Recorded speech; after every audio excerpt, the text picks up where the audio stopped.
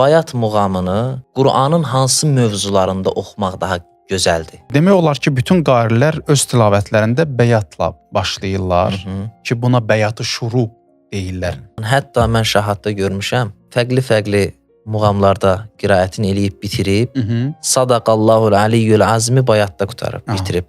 Bəyat muğamları öz çərçivəsində saxlayan bir muğamdır. Bu mövzudan bir sual irəli gəlir. Deməli, bayat digər muğamlara nisbətdə nə qədər genişdir ki? Ayə niyə görə nazil oldu?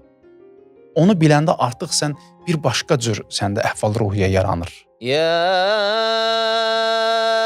eyyuhellezine amenu.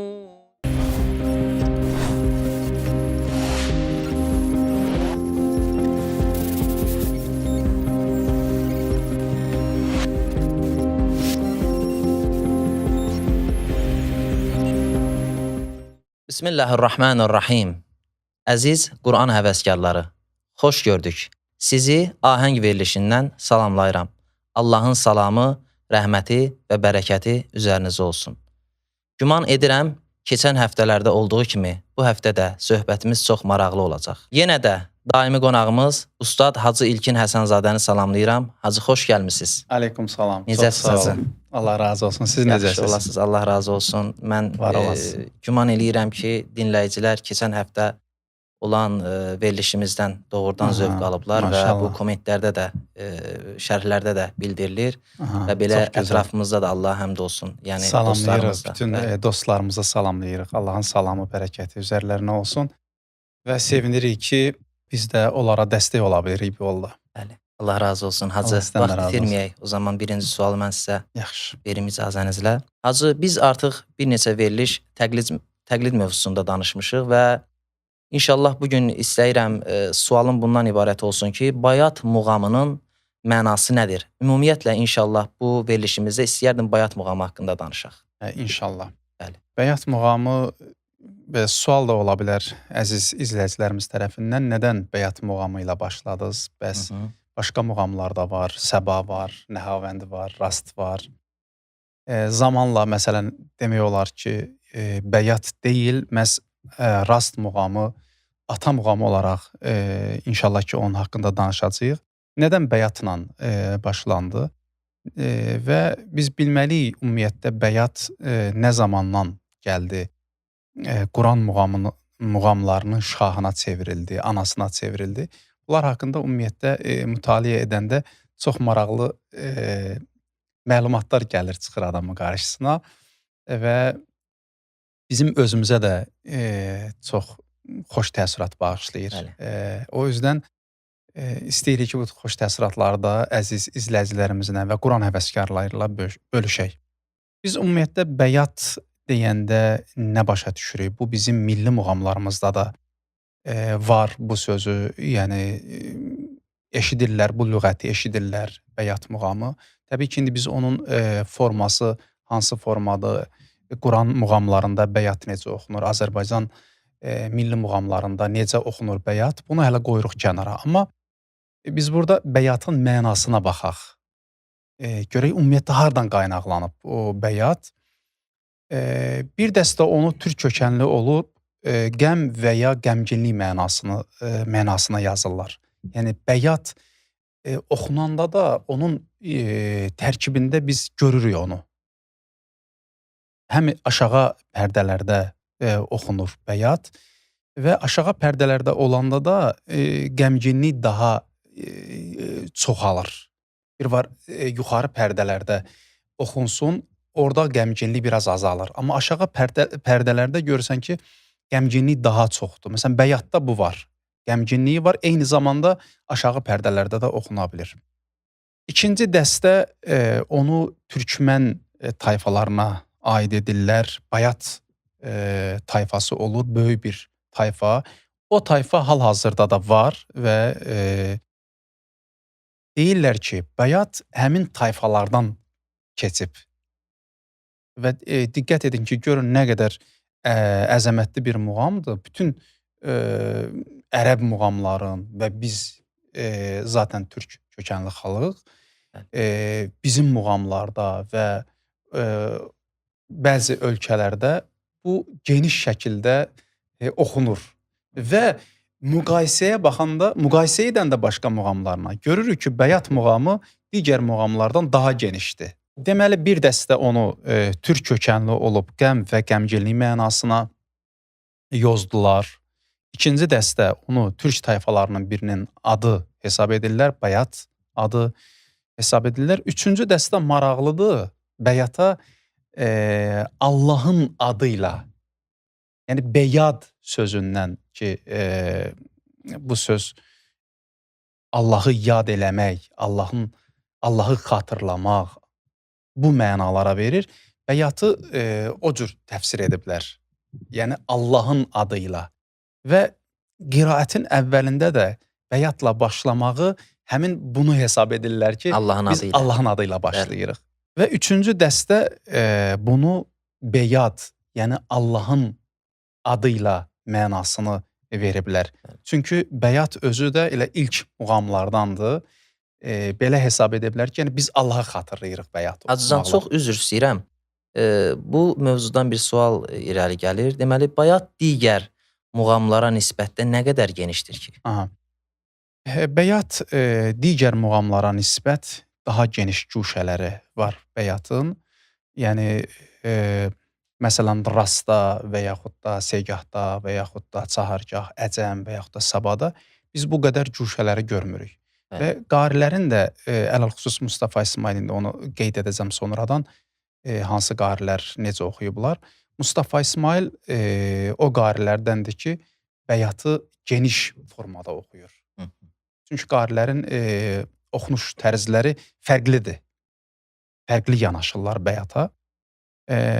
Ərəb muğamları içərisində Bəyat ən geniş şöbəli muğamlardan biri hesab olunur və Hüsn-i Tilavət Bəyat muğamı ilə başlayır və Bəyat muğamı ilə da bitir. Yəni tilavət, Hüsn-i Tilavət əvvəldən giriş Bəyatladır və çıxış da Bəyatladır. Sanki Bəyat muğamları öz çərçivəsində saxlayan bir muğamdır. Necə biz Quran surələrinə məna verəndə deyirik ki, surənin mənası nədir? Ayələri özündə cəmləşdirən qala mənasındadır. Bəyat sanki bir qaladır və o qalanın içərisində digər muğamlar da var. İstəyir Bəyatın şöbələri olsun, istəyir digər muğamlar, müstəqil muğamlar olsun. Yəni, Hüsn-i Tilavət Bəyatla başlayır və Bəyatla da bitir. Və buna, yəni Bəyata, qiraətin rükünlərindən hesab edirlər ki, qiraətin əsl rükün yəni sütunu Bəyat muğamıdır. Niyə? Çünki muğamları icra edərkən, məsələn, biz qarilərə diqqət edirik, görürük, məsələn, Bəyatla başlayıb, keçir Rasta, yenə Bəyata ayaq verir, yenə qayıdır başqa muğamı. Həmin digər muğamı bitirdi, yenə Bəyat ayaq verir. Sanki bir dənə yarım saatlıq və yaxud da 45 dəqiqəlik, 50 dəqiqəlik qiraətin ortasında 5 dəfə, 6 dəfə hər 10 dəqiqədən bir Bəyata ayaq verir və geri çıxır. Elə hazır fikir verirsiniz, Bəyatdan Rasta da mümkündür. Bəli. İcaza da mümkündür. Səbaya da mümkündür. Və demək olar ki, muğamların çoxuna, yəni oradan girmək daha rahatdır. Onu demək istəyirəm. Yəni, qari göstərir ki, Bəyat ana muğamdır ki, buna ummul məqamat deyirlər. Yəni, muğamların anası. Bəli. Muğamların anası, bəli. Rast, inşallah izah edəndə deyərik, ata muğam hesab olunur. Çünki çox böyük bir zamanda Quran muğamları rastla başlayırmış. Rast yəni ata muğam hesab olunur. Təsəvvür eləyə bilmirəm, hacı rastla başlamağı qiraət. Və sonralar isə Bəyat o qədər məşhurlaşıb ki, artıq Bəyat gəlib ondan irəli keçir və ana olaraq adını alır və bütün muğamlara onunla keçid də mümkündür və bu formada demək olar ki, qarilər oxuyurlar. Və bayaq qeyd etdiyim kimi Bəyat muğamı aşağı notlarda başlayır. Məsələn, Əuzu billahi minəşşeytanirracim. Maraqlı da burasındadır ki, Bəyat özü 3 hissəyə bölünür. bunu əziz qarilərimiz də bilsinlər. Bəyat 3 hissəyə bölünür. 1. Bəyat-ı şuru, başlamaq bəyatı. Bəli. Bəyat-ı təvəssüt, orta bəyat. Məsələn, mən əgər bəyatla başlamışamsa, qiraətimin bir yerində birinci başladığım bəyatı oxuya bilmərəm ki. Bəli. Necə oxumalıyam? Orta bəyatla oxumalıyam. Orta bəyatı nədir?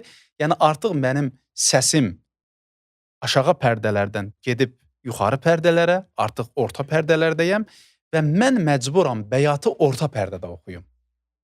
Gətirib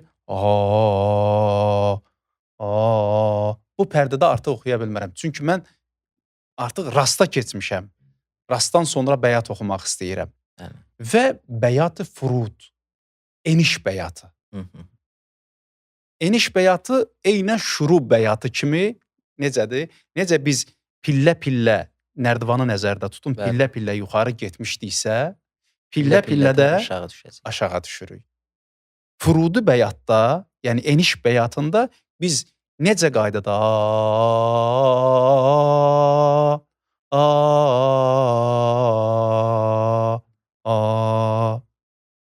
bu qaydada, yəni yuxarı və pillə-pillə aşağı. Təbii ki, indi biri deyə bilər ki, müəllim, bəzi qarilər var, elə bəyat təvəssüddə sadaqallah deyirlər. Bu mümkündür. O artıq məsələn qarinin oxuma tərzindən asılıdır. Məclisin növündən asılıdır. Qarilər təbii ki, məclisə görə muğamları qiraəti tərtib edirlər. Məsələn, mən bir məclisə gedirəmsə, bir tədbirə gedirəmsə, mənə deyirlər ki, sən 5 dəqiqə oxuya bilərsən. 7 dəqiqə vaxt var. Yəni təbiidir də. Həmin tədbirin qaydalarına əsasən mən çıxıb nə etməliyəm? Mən bəyat şurudan başlasam, çox bəm olacaq. Çox bəm olacaq. Mən hələ ora təvəssütə qalxınca, bəli. Mən 5 dəqiqəm getdi. Tamam olacaq. Artıq 5 dəqiqə tamam olur. Biz qarilərdə bunu görürük. 4 dəqiqə yarım məsələn Şahadın Yusuf surəsindən qiraəti var. Çox gözəl qiraət edir. Əuzu billahi minəşşeytanirracim. Bismillahirrahmanirrahim. Və mə əksərun nəsi və ləv hərəstə bimü'minin. Gördünüz? Əuzu billahi minəşşeytanirracim. Tez keçid edirsən, biraz yuxarı notlarda başlayırsan və bunu nəzərə alırsan ki, mən 5 dəqiqə oxuyacam, elə bir notdan başlamalıyam ki, tez bir zamanda zili tutmalıyam. Bu mümkündür. Yəni, amma ümumi olaraq əgər bir qari, ələlxüsus məsələn Mustafa İsmailin biz qiraətlərinə baxırıq və yaxud da elə başqa Minşavinin qiraətlərinə baxırıq, görürük ki, məsələn, qiraəti 40 dəqiqədir, yarım saatdır. Azından 25 dəqiqədir. Baxırsan, çox aram və aşağı notlarda başlayırlar. Ki, bilir ki, mən 40 dəqiqə var, oxuyacam və geniş şəkildə bəyatın qararını oxuyur, kök mayəsini oxuyur, sonra cavabını oxuyur və sonra cavabını oxuyur. Yəni, orta pərdə və zil pərdələri oxuyurlar. Bəyat, yəni bu qədər geniş muğamlardandır. Təşəkkür edirəm, Hacı. Buyurun. Şəxsən mənim özümə çox maraqlı olan bir sual var hal-hazırda, Hacı. İnanıram ki, bu həm Quran qiraətinə yeni başlayan tələbələr üçün də maraqlı olacaq, həm qari olmaq istəyən tələbələr üçün də çox maraqlı olacaq, eləcə də izləyicilər üçün də çox maraqlı olacaq. Sualım bundan ibarətdir ki, bayat muğamını Quranın hansı mövzularında oxumaq daha gözəldir, daha məsləhətlidir? Çox gözəl suallardandır. Bu sual əslində bizi Quranı daha çox mütaliə etməyə vadar edir. Bu mənada ki, mən Quranın mənasını bilməliyəm ki, mövzular, ayələr nədən bəhs edir? Bəli. Və bilməliyəm ki, bəyat hansı mövzularda oxunur. Həmin mövzuları əvvəlcədən mən hazırlamalıyam və həmin bəyatı, həmin mövzular mənə qarşıma çıxanda və yaxud da oxuduğum yeri bilirəm ki, hansı mövzudadır. həmin mövzunu mən bəyat muğamı ilə oxuyuram. Bu həqiqətdə də yəni belədir. Quran qarisi mütləq oxuduğu yeri mütaliə etməlidir. Bəli. Tərcüməsinə baxmalıdır azından. Yəni dahi heç olmasa tərcüməsinə baxmalıdır. Hacı, Təfsirinə baxmalıdır, şən-i nüzuluna baxmalıdır. Ayə niyə görə nazil olub? Bəli. Sən onun haqqında məsələn məlumatın olsa, ayənin nazil olma o ahəngi də sənə Onu demək gələcək. istəyirdim hacı. Bəli, bəli. Sən o tarixi hadisəni məsələn biləndə ki, ayə niyə görə nazil oldu? Onu biləndə artıq sən bir başqa cür səndə əhval-ruhiyyə yaranır. Bəyatın oxunan mövzuları deməli dua ayələrində məsələn Rabbənələr. Rabbənə ətinə mə vəəddənə alə rusulikə və lə tuxzinə yevməl qiyamə. Bəyatı təvəssüddür bu. Görsən necə yalvarış. Rabbənə innənə səmi'nə munədiyən yunədilil və s. Bəli. Yalvarış, dua. Allaha yalvarsan, ya Rab, mən bağışla. Bəli. Ya Rab, mənim dualarımı qəbul elə. Ya Rab, məni eşit. İkinci əhkam ayələrində oxumaq olar. Bilirsiniz ki, Qurani-Kərimin bir hissəsi hökmlərdən bəli, ibarət olan ayələrdir. Sonra Qurani-Kərimdə nəsihətlər var. Bəli. Məsələn, Loğman Peyğəmbərin oğluna olan nəsihətləri, məsələn, Loğman surəsində. وَلَقَدْ آتَيْنَا لُقْمَانَ الْحِكْمَةَ أَنِ اشْكُرْ لِلَّهِ. Məsələn, Təhrim surəsində يَا أَيُّهَا الَّذِينَ آمَنُوا تُوبُوا إِلَى اللّٰهِ. Tövbə haqqında. Bəli. Görsən, bəyatla oxuyanda sanki tövbə etmiş kimi hesab olunursan. İman gətirənlər Allaha tövbə edin, nəsuh tövbə edin məsələn. Sonra Allahın əsması, isimləri, məsələn Həşr surəsinin, Hədid surəsinin məsələn misal vurmaq olar. Və yaxud da Allahın sifətləri haqqında, Allahın vəsfi, nübüvvətin vəsfi, peyğəmbərlər haqqında məsələn, əqaid, əxlaq, bu yönlü ayələr Quran-Kərimdə çoxdur. Demək olar mövzuların çoxunda oxumaq olar. Və yaxud da məad, axirət haqqında ayələr çoxdur. Bəyatda ümumiyyətlə mövzu çoxdur. Məsələn, möminlər haqqında. Hacı, demək olar ki, mövzuların çoxunda bəyatı istifadə eləmək olar da. Mövzuların çoxunda bəyatdan istifadə etmək olar. Təşəkkür edirəm hacı. Buyurun. Hacı, bir sual vermək istəyirdim. Elə bilirəm ki, bəyatın icrası mövzusu haqqında danışdınız. Elə bilirəm ki, ona işarə etdik, amma hər halda bir dəfə də təkrar deyə bilərəm. Deməli, demək olar ki, bütün qarilər öz tilavətlərində bəyatla başlayırlar ki, buna bəyatı şuru deyirlər. Başlama bəyatı və aşağı notlarda başlayırlar. Sonra tilavətdə notlar yuxarı getdikcə, artıq məsələn, mən tədbirdə oxuyuram və artıq tilavətimi yuxarı hissələrə, notlara aparmaq istəyirəm. Həmin o orta səviyyəli notlara ikinci deyirlər bəyatı təvəssüt. Yəni orta bəyat və sonluqda yenə bəyatı furud deyirlər buna. Eniş bəyatı. Necə məsələn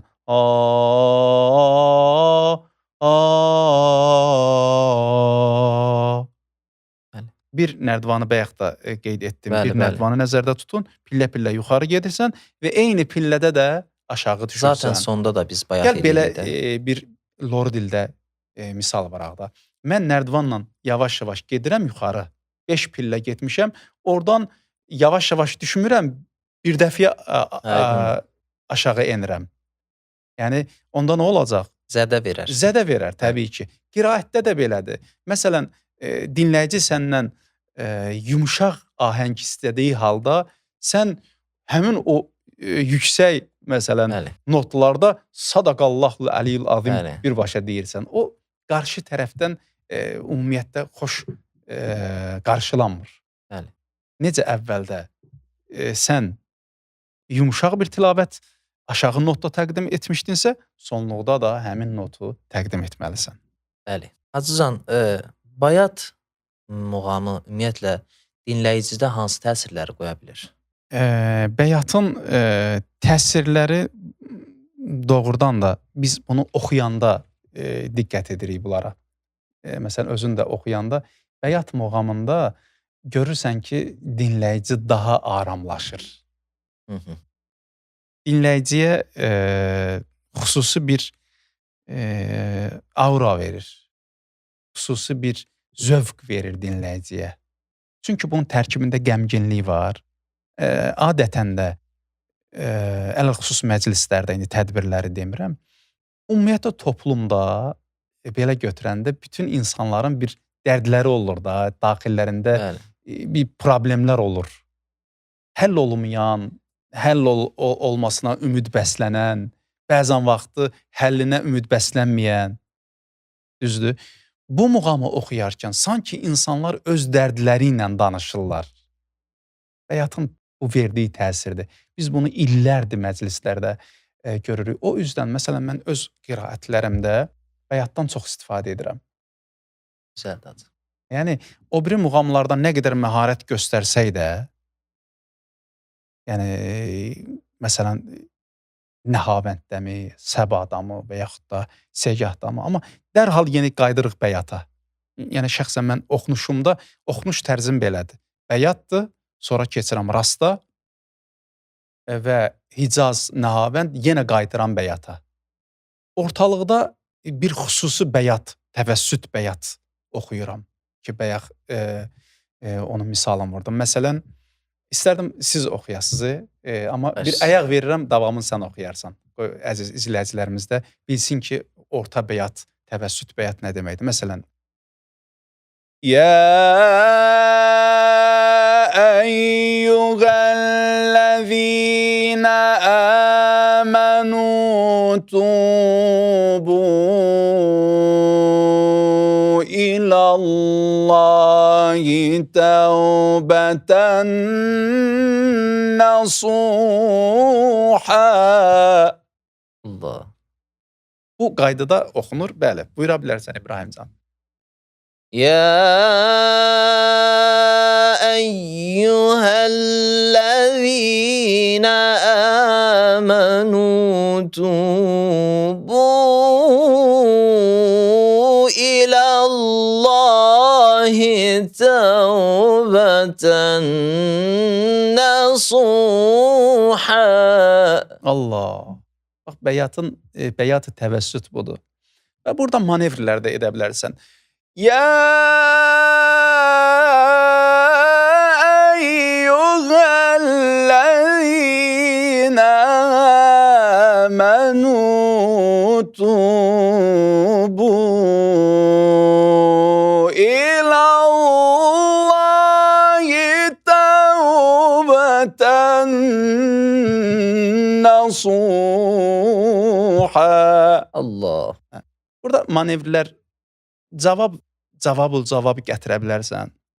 Şəraitdir da, yəni orada biraz zil etmək və biraz orta bəyat oxumaq insanların o həssas nöqtəsi ilə sən başlayırsan nə etməyə, söhbət etməyə. Yəni onun həmdəm olursan ondan.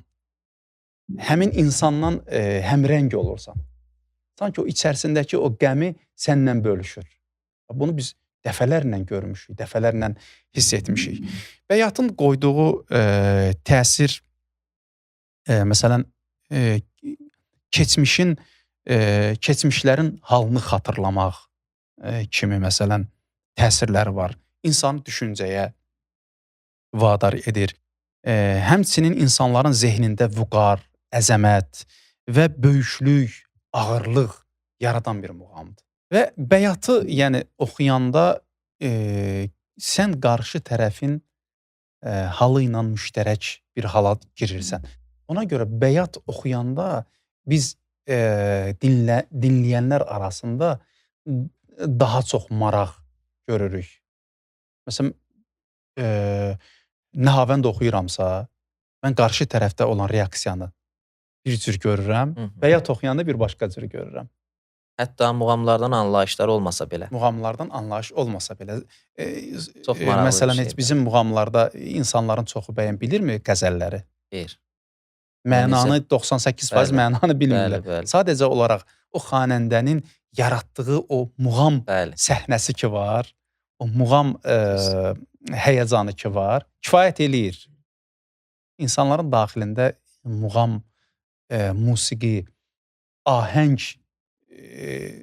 bazası var. Allah təbiəti ahəngdə yaradıb. Bəli. Allah eləyərdi ki, bütün yer üzü dümdüz olardı. Amma necə yaradıb Allah Taala? Dağ, bir keçir, səhra gəlir, sonra yenə dağlar gəlir. Ahənglə yaradıb. İnsanın özü də ondan zövq alır. Ümumiyyətlə muğamlarda bu hisslər var ki, insanlar hər bir insanın daxilində var. Mən onu çatdırmaq istədim. Təşəkkür edirəm Hacı. Başqa bir sual vermək istəyirəm inşallah. Suallarınız bitmir deyəsən. Hacı. Bayat muğamını güclü oxuyan, dünya şöhrətli Quran qariləri kimlərdir və belə verərdim. Niyə bayatı çox oxuyurlar Hacı? Səbəb nədir? Elə bu danışdıqlarımız ki var, səbəblərdir də, yəni bəyatın bu qədər yəni əhəmiyyətli olması gətirir, hamıda bir düşüncə yaradır ki, mən də bəyat oxumalıyam. Məsələn, necə mən özümdə, bilmirəm, səndə necə düşüncə yaradıb bəyat? Son zamanlar bayat mən də çox oxuyuram Hacı. Məsələn, bəyat muğamı əvvəldən məndə bir düşüncələr yaradıb ki, özüm sevmişəm onu. Yəni, hərəndə bir sevdiyi muğam var da. Məsələn, mən bəyatı çox sevmişəm. Və görmüşəm ki, məsələn, qari oxuyanda daha zövq verir bəyat muğamı oxuyanda. Ələl-xüsus, məsələn, Şahadın bəyatından yoxdur da, məsələn. Elə də. Doğrudan da Şahadın bəyatı tam bir başqadır. Düzdür, Mustafa İsmail ən geniş oxuyub bəyatı. Amma Şahadın bəyatında bir yanıqlıq var. Bəli. Onu bilmirəm. Yadınızdadsa, çatdırmaq olmur. Həzihi bidayətuna ayəsi. Görsən, yəni yaradırlar. Ustadlar, bütün ustadlar demək olar ki, oxuyublar. Amma deyərdim ki, forma olaraq, üslub olaraq, məsələn, Ustad Şahad və onun misalında olan qarilər, məsələn, bəyatla başlayıb, sonra digər muğamlara keçid edirlər. Mən özüm də bu yolu seçmişəm. Bəyatla başlayıram, sonra başqa muğama keçirəm və sonra yenə tilavətimin ortasında bəyata qayıdıram. Və bəyatı təvəssütü oxuyuram və orada cavabı da gətirirəm ki, kamilləşsin muğam. Təkmilat ol bəyat. Ay sağ ol. Və sonradan yenə muğamı dəyişirəm və sonluqda yenə bəyatla bitirirəm. Bu bir yoldur. Buna deyirlər Şahadın məktəbində olan bir yol. Və Şahadın məktəbindən itaət edən onun məktəbinin davamçıları bu yolu tətbiq edirlər. Hacıcan, hətta mən Şahadda görmüşəm, fərqli muğamlarda qiraətini eləyib bitirib, Sadaqallahul aliyyul azmi bayatda qutarıb, bitirib. Yəni, onun bəyata olan diqqətidir. İkinci növ qarilər Mustafa İsmail kimi qarilərdir. Bəyatın şöbələrini, girirlər bəyata və bəyatın şöbələrini kamil şəkildə oxuyub çıxırlar. Yəni, çünki bəyatın şöbələri var. Əgər vaxt olsa, onlardan da bir sadalayarıq ki, hansı şöbələrdir. Mustafa İsmail girir və şöbələrlə bir yerdə oxuyub çıxırlar. Bu da bilirsiniz necədir. Mustafa İsmailin tilavətlərinə baxın, əksər tilavətləri 50 dəqiqə, 40 dəqiqə, 1 saat. O, ona zaman icazə verir ki, o bəyatı şöbələri ilə bir yerdə oxusun. Hacı, həm də 1 saat qiraət eləmək üçün necə yerində oxuyub siz ona baxın ki, bir azacıq belə yorulmur. Onu inşallah biz verilişlərimizdə işarə edərik. İnşallah. Ki, bunlar necə ediblər? 1 saat, 1 bir ay saat üçün. oxuyublar. Onun dərsləri var. Müəllimsiz İstifadə eləyər yazın mümkün inşallah deyil. zamanla. Yəni, əgər sən bu işi müəllimsiz eləsən, inanın mənə 15 dəqiqədən artıq siz qiraət eləyə bilməyəcəksiniz. Və ikinci dəfə sizdən xahiş eləsələr ki, yalvarırıq sizə, doymadıq, bir dənə də qiraətin, deyəsən bağışda da oxuya bilmirəm. Çünki yəni hər şeyin o ustadı var, onu yerində öyrənməlisən. Üçüncü dəstə qarilər, Əbdülbasit və Hassan kimi qarilər, bunların bəyat oxumaqları biraz fərqlidir. Bunlar istədikləri vaxt bəyata girirlər və çıxırlar. Yəni belə deyək də, bəyatı az oxuyan qarilər sırasındadırlar. Bəli. İstədikləri vaxt bəyata girirlər, bəyatdan da çıxış edirlər. Amma ən çox Mustafa İsmail deyərdim ki, bəyatı oxuyan qarilərdəndir. Təbii ki, bəyat haqqında çox danışmaq olar, amma yəni inşallah biz bu bəyatın icrasını da elə bilirəm ki, gələn verilişlərimizdə. İnşallah. Bəli, fikrimiz odur. Bəli, bəyatın icrası mütləq göstərilməlidir. Tətbiqi formasını göstərmək şərtdir hacı. Qərar, cavab. İnşallah yəni müəyyən qədər də şöbələrdən qismət olsa danışarıq. Amma bizə əsas əhəmiyyətli olan bəyatın 3 hissəsi. Bəli, qərar, cavab və cavab. Və ümumiyyətlə dediyimiz bəyat təvəssüd, orta bəyat oxumaq. Yəni ən çox qarinin manevr etdiyi yer bəyat təvəssüddir. Bəli. Başa düşdünüz necədir? Bəyat təvəssüd. Mustafa İsmail elə edib demək olar ki.